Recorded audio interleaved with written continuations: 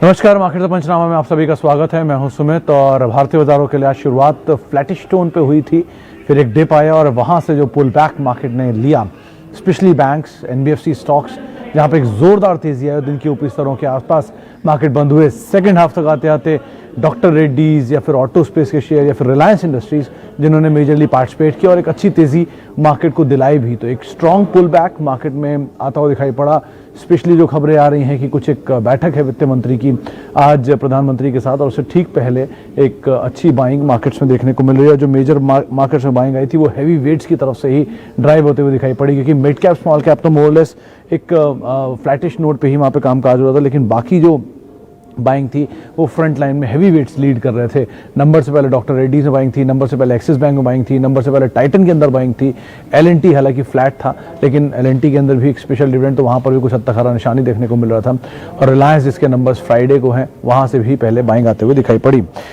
चलिए अब सवाल जवाब का सिलसिला शुरू कर लेते हैं। पहला सवाल है सौरभ धवन जी का, एंजल ब्रोकिंग के ऊपर व्यू पूछ रहे हैं। सौरभ जी, एक नंबर्स आए, नंबर साउंड आया, शेयर में आज अपर सर्किट भी लगा, लेकिन जो भी तेज़ी आपको मिल रही है, एक डे सर्किट या कल की तेज़ी का भी सर्किट अगर मिल जाता है तो आप उसका इस्तेमाल एग्जिट करने के लिए ही करें। अच्छे नंबर्स हैं और पार्शियलिटी से एग्जिट कर सकते हैं, लोअर लेवल पे फिर मिले फिर एंटर कर सकते हैं, लेकिन यहाँ पर एटलीस्ट आप जो भी प्रॉफिट है उसे लेकर निकल सकते हैं। मतलब जो भी जानकारों से बात हुई उनका यही कहना है कि जो आईपीओ में फंसे हैं उनको मौका मिल रहा है, अगर एग्जिट करने का तो वो कर सकते हैं।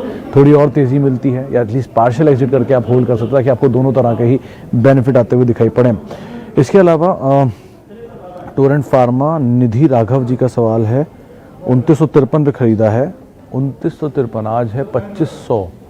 देखिए टोरेंट के नंबर्स अच्छे आने का अनुमान था, मार्केट में बज़ था, बहुत अच्छे नंबर आए, मार्केट की बज़ के अकॉर्डिंग नहीं आते दिखाई पड़े तो थोड़ा सा नीचे आया। आज 2-2.5% टूटा और रादर 2560 के लेवल से शायद इसने घूम के 2600 के आसपास क्लोजिंग दी है। ब्रोकरेज हाउसेस की रिपोर्ट्स अभी भी 3400 के टारगेट पे इंटैक्ट हैं, 3200, 3400, 3100 इस तरह के टारगेट्स आ रहे हैं। तो अगर आप टाइम दे सकते हैं तो आप बने रह सकते हैं, लेकिन अगर आपका नज़रिया छोटी अवधि का है तो वेट कर लीजिए एक्सपायरी तक, क्योंकि शॉर्ट कवरिंग का कैंडिडेट भी बन सकता है। एफ&ओ का शेयर है, तो अगर शॉर्ट कवरिंग सपोर्ट करते तो शायद एक अच्छा मूव आए, तो आप उस लिहाज से भी इसको देख सकते हैं। अच्छा, बात करने के लिए और एक सवाल ले लेते हैं। आईटीसी में भारत शाह साहब पूछ रहे हैं क्या किया जाए। देखिए शाह साहब, आईटीसी के लिए तो वही सवाल का जवाब है कि अगर आप में पेशेंस है तो आप बने रहें, अगर पेशेंस नहीं है तो बहुत अच्छे विकल्प एफएमसीजी स्पेस में है। कोलगेट जैसा शेयर आपने देखा ही, हाल में करेक्शन हुआ और उसके बाद क्या स्ट्रॉन्ग पुल बैक आया।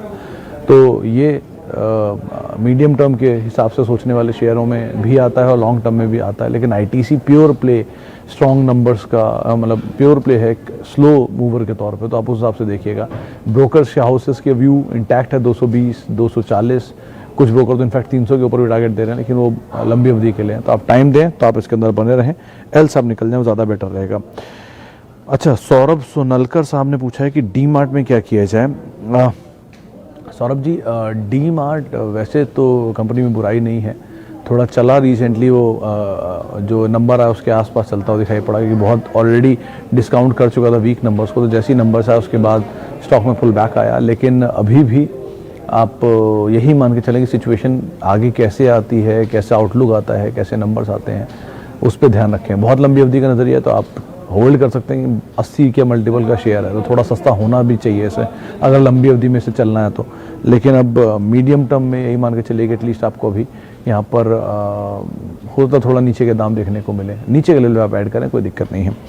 अच्छा, रिलायंस एंड टीसीएस में इतनी गिरावट क्यों, ये अरविंद अग्रवाल साहब पूछ रहे हैं। अग्रवाल साहब, रिलायंस इंडस्ट्रीज़ नंबर से पहले थोड़ा ईज आउट हुआ है। आप ये दोनों शेयर और जिनकी आप बात कर रहे हैं, आप ये मत भूलें कि ये दोनों शेयर अपने ऑल टाइम हाइज को हिट करके आए हैं हाल में ही। रिलायंस इंडस्ट्रीज़ ने भी 2300 के ऊपर अपने ऑल टाइम हाइज हिट किए और टीसीएस ने भी। देश की दो दिग्गज कंपनियां हैं, पहले पायदान की और दूसरे पायदान की, तो इनके करेक्शन नहीं होते, स्लाइटली प्रॉफिट टेकिंग है। दोबारा अपनी चाल पकड़ लेंगे जैसे इनको नंबर्स ठीक ठाक मिलेंगे। ऑलरेडी इतनी बड़ी तेज़ी के बाद रिलायंस 23 मार्च के बाद से लेके हाल तक जब तक चला था 100% से ज़्यादा चलने वाला शेयर था, वो भी निफ्टी का चलने वाला शेयर था। तो आप इतनी बड़ी तेज़ी के बाद कुछ तो कूल ऑफ होता हुआ देखेंगे। कूल ऑफ पीरियड है, थोड़ी देर में वापस चीज़ें सपोर्टिव होंगी, नंबर्स एंड ऑल, और फिर शेयर चलना शुरू हो जाएगा। तो आप ऐसे पैनिक में ना आए, अच्छी कंपनियाँ हैं, देश की दिग्गज कंपनियाँ हैं, बने रहें, कोई दिक्कत नहीं इनमें। इसके अलावा एक सवाल है शिल्पा मेडिकेयर 550 पे, बायोकॉन में स्विच करना। मित्तल साहब, शिल्पा अपने क्रूशियल लेवल पर है, 460 का क्रूशियल लेवल है, जिसको तोड़ेगा तो 415 जाएगा। हालांकि इन्होंने हाल में तोड़ा है, लेकिन ऐसा कुछ सब्सटेंशियल वॉल्यूम के साथ नहीं तोड़ा, एक रेंज में काम काज कर रहा है। आज भी 456 458 की रेंज तक घूम ही रहा है। तो एटलीस्ट अभी तो आप ना ही करें। शिल्पा कंपनी अच्छी है, ठीक ठाक है, और ब्रोकर हाउसेस की रिपोर्ट भी से 1000 रुपये तक बोलती हैं जाने के लिए, तो आप एटलीस्ट होल्ड कर सकते हैं। बहुत चलने के बाद कूल ऑफ हो रहा है, नंबर्स पे भी वेटेड है, तो आप एटलीस्ट वेट करिए। अगर बज़ आता है और ये चलना शुरू हुआ तो ये 460 से कब तेज़ी दिखा के एकदम से 480-90 आ जाएगा, तो आपको बहुत फुर्सत देगा नहीं। आप थोड़ा सा ऐड कर सकते हैं तो यहाँ कर भी सकते हैं, कोई दिक्कत नहीं है इसमें। अच्छा, इसके आगे अंबुजा सीमेंट में क्या करें, ये सवाल है। नाम नहीं समझ में आया मुझे, लेकिन खैर अंबुजा में जो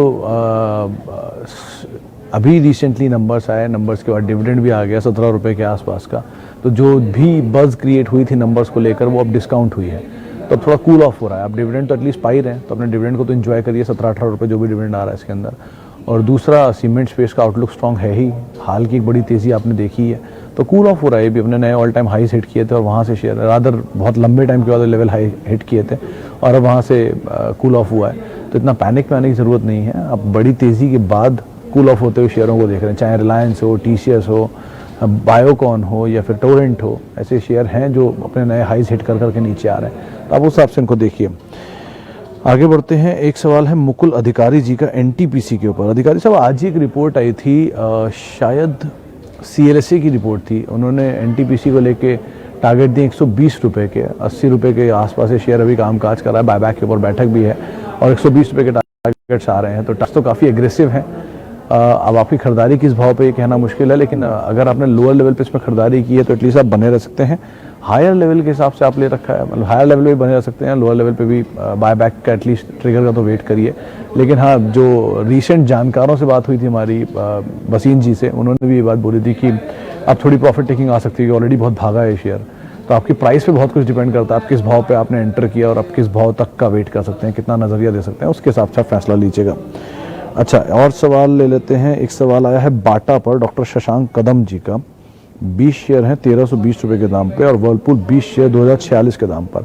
दोनों कंपनीज अच्छी आपने उठाई हैं, दोनों मल्टीनेशनल हैं, बाटा भी और वर्लपूल भी, और दोनों में ही कंजम्पशन ड्रिवन स्टोरी के ऊपर चलने वाले स्टॉक हैं, तो दोनों में ही अगर आप टाइम दे सकते हैं तो कदम साहब बने भी रह सकते हैं, कोई दिक्कत नहीं है। छोटी अवधि के लिए आप मोमेंटम को ना प्लेस करें, लेकिन मोमेंटम में ये स्टॉक भले ही चलेंगे 50-100 रुपये 200 रुपये, लेकिन फिर वापस फिजल आउट हो जाएंगे, तो लेकिन लॉन्ग टर्म के लिए ये कंपनियाँ अच्छी हैं, आप बने रह सकते हैं।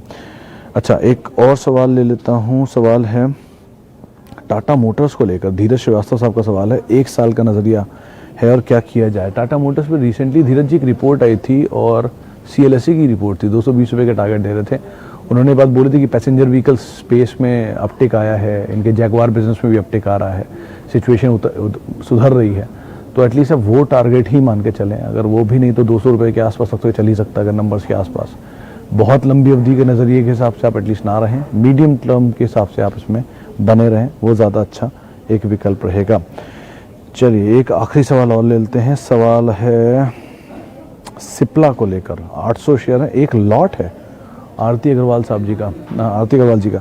आरती जी देखिए, एक लॉट सिप्ला का लिया है, अगर आपने इसी महीने का लिया तो आज तो हो गई ट्यूसडे, वेडनेसडे, थर्सडे, परसों तो एक्सपायरी है। अगर आपकी इस भाव पे तो आप रोल ओवर ही करें, अगर आप कर सकती हैं तो, क्योंकि अभी तो आपके भाव से दूर है। दूसरा, रीसेंट ट्रिगर नंबर्स भी इसके इस सीरीज़ के, मतलब इस एक्सपायरी के बाद ही आने हैं, तो वो भी ट्रिगर प्ले नहीं करेगा, तो बेटर यही कि अभी आप एटलीस्ट रोल ओवर करें। वैसे कंपनी अच्छी है, कैश में अगर आप लेकर रख रहे हैं तो कोई दिक्कत नहीं, लेकिन फ्यूचर के हिसाब से इतना मोमेंटम शायद ना मिलता है स्टॉक में, तो आप और एग्रेसिव स्टॉक्स ढूंढ सकते हैं जिनमें ट्रेडिंग अच्छी मिलती है, तो उस लिहाज से आप अपनी रणनीति रख सकते हैं। चलिए, फिलहाल अभी हम इतने ही सवालों को शामिल कर पाएंगे जिनसे हम बातचीत कर पाए, उनका बहुत बहुत शुक्रिया। जिनसे बातचीत नहीं हुई उनसे हम माफ़ी चाहेंगे, और आप मेरे साथ जुड़ सकते हैं मेरे ट्विटर हैंडल पे @सुमित रिसर्च, ये मेरा ट्विटर हैंडल है। नमस्कार।